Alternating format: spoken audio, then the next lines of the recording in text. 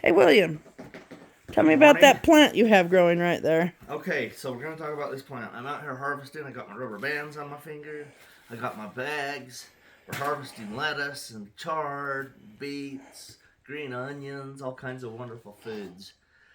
But we're going to talk about this tree. I collected some Chinese elm seeds from a friend in Elko. She just gathered up a box of them from the ground. Last summer, right? It's been not this past summer. Right, but like in 2021. So a year and a half ago. Yeah. Because it was in the spring. And I brought them in here and I planted a bunch in pots, which are doing well. They're outside, they're growing. But one of the seeds fell on the ground, and it's right here, and it's growing up, and it's doing very well in here. Now, there are certain people who will see this video. When they hear the word Chinese elm, they will scream because they think it's invasive. They think that it's weedy. They think that it's doing a great disservice, this is a quote, a great disservice to any property where I plant them. That's a direct quote because you had someone tell you that once. Oh yeah, they don't like it. Yeah. So what I'm looking for in a tree is a tree that will grow almost anywhere. Once it grows, you can't kill it. The branches die and fall off when it's still young to add biomass to the ground. It is resilient in all kinds of weather. It will reseed itself easily and readily, so that you just have a forest coming up like crazy. That's exactly what we need in our climate here, is a tree that will thrive and grow and be beautiful and wonderful.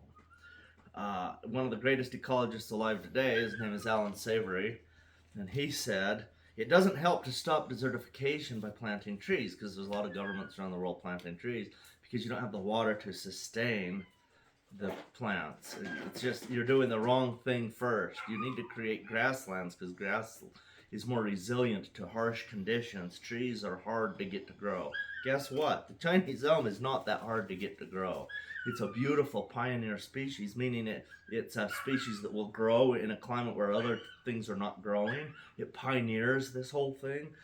And then the generations that come after the pioneers already have some establishment made in the community. There's already, like Jamestown, there's already a well dug, there's already a fort built, there's already homes, there's already a food supply.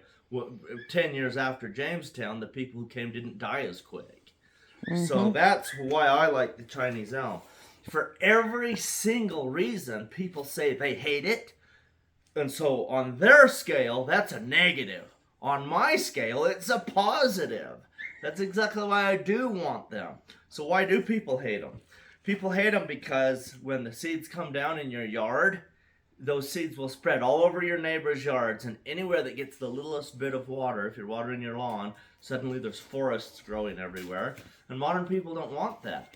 Modern people want a manicured yard.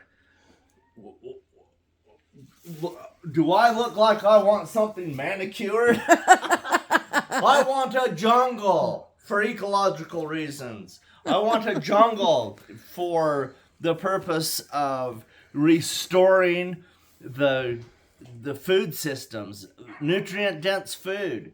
Things like stopping desert.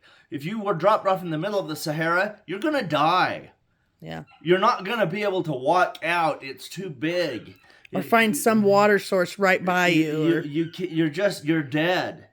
But if you're on the edge of the Sahara, by doing the right things with the right species, working with nature, you can push it back. And that's been proved because illiterate people are doing it every day. And the scientists are going in there to learn from people who don't even know how to read. It's wonderful. So it's pretty awesome. Let me share this flower with you. This flower right here, this is just a plain old pansy.